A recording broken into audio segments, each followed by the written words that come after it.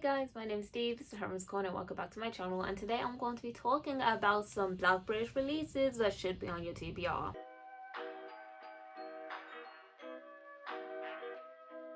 I'm not even going to mess around with this video, guys. We have 10 fabulous Black British releases that are coming out in 2022 that I want to talk to you guys about. Before we jump in, please remember to follow me on Twitter. It's Heroine's Corner.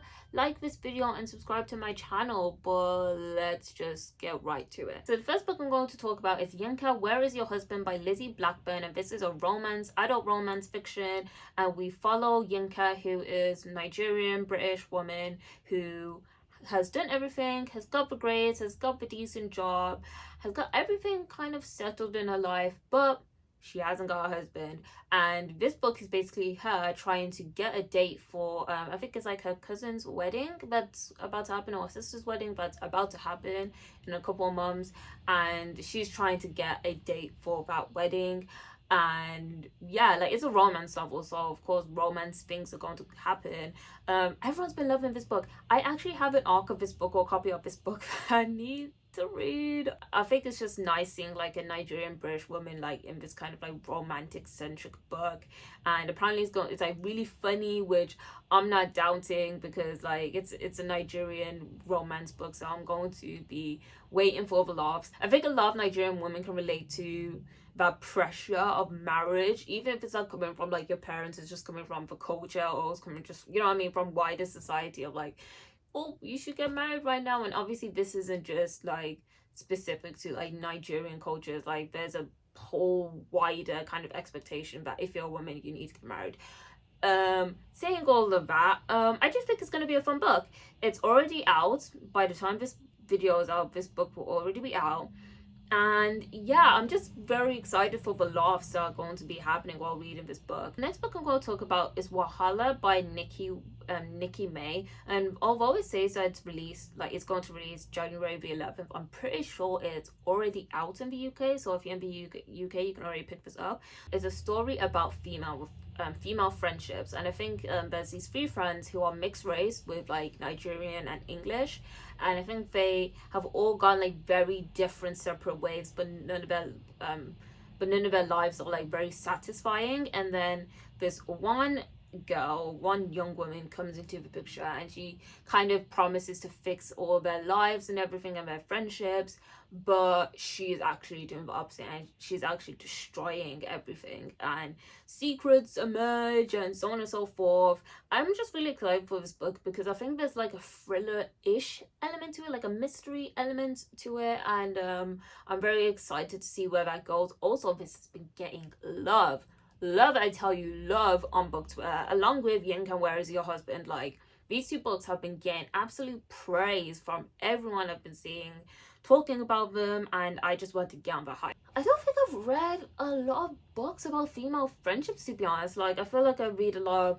mother and daughter relationships, sibling relationships, marriages, but I don't really read a lot about friendships. So yeah, I'm kind of want to read about these female friendships, and also like there was a line in the summary which basically says their mixed heritage, they kind of take, some of them take it as like a curse, and others take it as a blessing, and I want to see how that is fulfilled in my novel.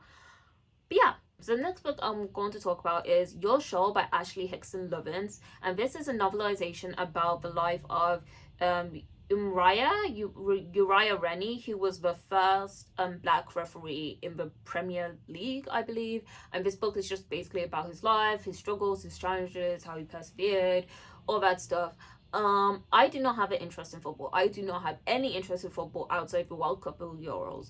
So when I was looking at this book, I was like, oh, am I really interested? And then I kind of realized or remembered that Ashley Hickson-Lovence is writing this book, and I absolutely loved the 392. It was a book that surprised me, and I really enjoyed reading it. And ever since reading my book, I was like, okay, the next book he's gonna put out, I'm gonna read it, and I'm going to read this book. Yes, it's about football. I do not care about football, but also I really want to see this writing. I really want to read it. I really want to be involved in the story, and I want to know more about this guy, because I'm guessing it wasn't easy for him.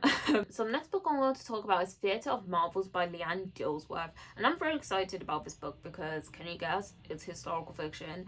And it takes place in Victorian England, yes. And we follow the main protagonist, who is an actress. And she is about to like perform at this really prestigious theater, and it's her ticket out of like poverty essentially. But when different like acts, like theater acts, like go missing, she kind of tries to investigate that, and throughout the investigation it takes her through like the undergrounds of like, you know, Victorian London and gaslit streets, and you know what I mean, like parlors of Mayfair, like. And I'm so excited to read this book because it just feels like it's going to be entertaining, fun, and atmospheric, and just a spectacle. I mean, Theatre of Marvels, I am just anticipating the beautiful descriptions. The synopsis is reading YA, so I'm pretty sure it's YA. If it's not, then I'll be like, oh my gosh, it's adult fiction, but I think it's YA. And yeah, like, I'm just really excited to read about this spectacle, to read about this story. The synopsis is given Bones of Ruin, and if you haven't seen my top 10 books of 2021, Bones of Ruin was on that list. It was just a marvelous YA story. The next book I want to talk about is Here Again Now by Okechukwu Nzelu, or Zelu, I believe. And this is a literary fiction novel that asks the question, how do you move forward when the past keeps pulling you back? And this is this actually releases before Theatre of Marvels. This releases the 8th of March, I believe. So in this book we first follow Jaye, who is an actor who has finally kind of got his life together, so much so that he invites his father to move in with him, just to show like how well he is doing. Him and his best friend Akene is kind of like conversing and talking one evening, and they're really close to kind of like admitting their feelings for each other. But then a terrible event strikes, and it kind of leaves Akene and Achike's father, I'm butchering these names and all, father, to kind of like bond and grieve over this really traumatic thing that's happened and the loss that they suffered. And this book is just about moving on, and how do you move on from that. Apparently this is a very heartbreaking book, a very hard-hitting book. People are comparing it to Sugar Bane and The Vanishing Half. So I feel like this is a real book that might like blindside a lot of people when it comes to maybe like award season, because a lot of people are hyping this up. I'm very intrigued by this plot. Like, so, you know, I mean, the best friend and the father need to bond together over this loss that they've had, and I feel like we might get a lot of like interesting conversations that might come about this, about like grief and about loss and about despair, and maybe even about hope at the end of this, you know. And I'm very intrigued to see how different these two characters are, and how they are then able to come together. Another new release coming out in 2022 is from Candice Carty-Williams, and that is People Person. So I know a lot of you guys already know Candice Carty-Williams from Queenie. I really enjoyed Queenie. I know a lot of you guys enjoyed Queenie too, and she's coming out with a new book, guys. So this is People Person. Essentially the story is around 4 siblings or 5 siblings, and all they have in common is that their dad like is their dad essentially. And there's a big incident, it's not really clear why it is, but kind of brings them all together, and they kind of realize that they don't know anything about their half siblings, and kind of tough conversations happen, as well as like their dad is there, so they're kind of reconnecting with their dad as well. So yeah, this book releases on April 28th, and yeah, it just seems like it's going to be a very character-driven book again, about relationships, about siblings, like all those, like the usual suspects. I know a lot of people enjoy family dynamics in books as well, and this seems like that is going to be the core thing, like this broken family dynamic, and maybe can it be mended together, like what happens. It's Candice Carty-Williams, so yes, I'm excited, and yes, it should be on your TBR. So next book on this list I'm very, very excited for. How many times can I say excited in this video? And that is Attic Child by Lola Jaye. So this book has 2 timelines, one in 1907, and we follow a young African boy, like 12 years old, who is kept in this attic, and he acts he acts as the help for this like big mansion house, and in the attic he's kind of just trying to get past the trauma of like being like kidnapped and being taken to this foreign country, and he's trying to just remember small things like his mother's face, like, you know what I mean, very awful. And decades later, I'm not sure if it's present day, but decades later, after 1907, a young girl who is like an orphan, who has a lot of wealth and privilege, she's kind of banished to the same attic, and she finds like little inscriptions, little things here and there that show her that someone was also kind of banished to this attic as well. I can't wait to see these two different perspectives of Black British history, and I feel like it's a very creative way to kind of explore Black British history within the perimeters of this same singular attic. I feel like it's a very creative choice, and hopefully it'll be a very interesting choice narrative wise. But yeah, I don't think I've ever read a book from the perspective of like one of these like house servants that were kind of like all the range back in Victorian times and like 1800s, when you had these like black children, particularly it was black boys, who would be kind of like accessories to the upper class. So I'm very intrigued by that perspective in general, and I really hope that this is another historical fiction that I can recommend all year long. The 8th book out of the 10 that I'm talking about in this video is An Olive Grove in Ends by Moses McKenzie, and this is a book set in Bristol, and it's a contemporary like literary fiction, very heavy on the literary fiction, guys. This book is very, very character driven. It's hard to give a synopsis, but essentially we are following this young man called Sayan, who has these kinds of big dreams about his life, but one day there's an altercation where another young man is killed, and Sayan kind of finds his dreams dying essentially. And yeah, that is the synopsis. It seems like it might be a very heavy book. This book gets extra points for being set outside London, by the way, like, thank God. But yeah, this just seems like it's going to be like a proper literary ficky novel about life and about relationships.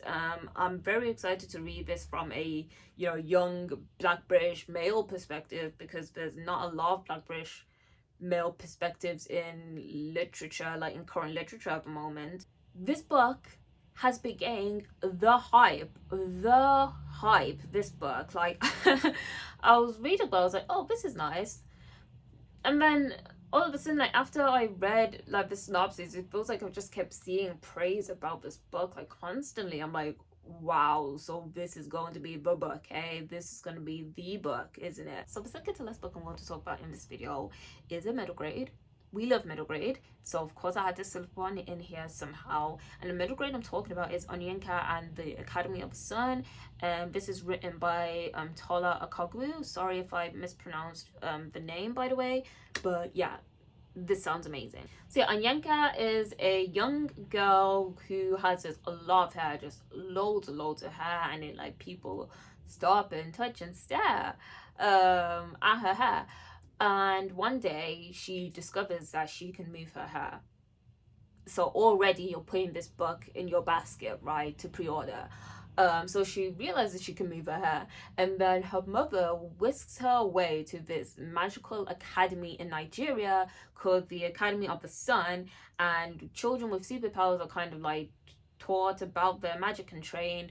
And of course there's this big kind of secret that's in the academy. Magical schools, you'll always get me with a magical school, but also just having a protagonist who has like loads of hair that she can just control. Like, I don't know, I haven't read that before at all. So I'm very excited to read this book. I don't know if it's like a series. It sounds like it's a series type of like middle grade book. But yeah, like Yinka and the Academy of the Sun, it just sounds fun. Okay, so the last book in this video is going to go to a YA novel, and this is a YA fantasy which comes out on the 23rd of June, and that is The Final Strife by Saara El-Arif, and this is a YA fantasy with a sapphic romance. I believe there is a sapphic element in this book. It's supposed to be a trilogy, so it's the first book in a trilogy. Essentially, we are following 3 different girls that are in 3 different like kind of classes. The summary does not give much away about this book, guys. We just basically are following 3 different girls. One of them is a part of a resistance, but the resistance is dying. One of them is the daughter of a queen, and I don't think the queen is very good. And then the other one is like a part of upper classes, but moves kind of in like silently among the upper classes. And of course, all these 3 people are going to band together, and well, not band together, I don't know, like they're going to come together somehow, and chaos is going to ensue. Like, this summary does not give a lot away at all. I think there's like a magic system which depends on the color of your blood. So if you have red blood, you have magic. If you have blue blood, you don't have magic. And if you have clear blood, it kind of means you're a slave. But yeah, like, I know YA fantasy can be a hit or miss, but I am hoping that this is a hit. It feels like it has all the ingredients to be a, you know, a lovely YA fantasy. We have the 3 different protagonists, but all have their different motivations. There's a little sapphic romantic element in here. There might be a revolution or resistance that might happen, and I'm just very intrigued to see how this all comes together in this book. And also, it is the first one of a trilogy, so if I really like this book, I have a whole trilogy to look forward to, you know what I mean? So yeah, put this on your TBR if you love YA fantasy, of course. But that is it, guys. Those are 10 Black British new releases coming out in 2022, which should be on your TBR. We have your YA fantasy, we have your middle grade fantasy, we have your literary fiction, we have your historical fiction. We just have a lot of stuff going on this year. I'm very excited. I can't wait to just see other people's reactions to these books and to see how well they do this year. And I hope that all of them are just fantastic, phenomenal reads, as always. But yeah, please let me know down below if any of these books interest you, if you have any other Black British books that you are looking forward to in the year. And yeah, thank you for watching. Please remember to like this video, follow me on Twitter, and subscribe to my channel. But yeah, I'll see you guys soon in another video soon. Bye.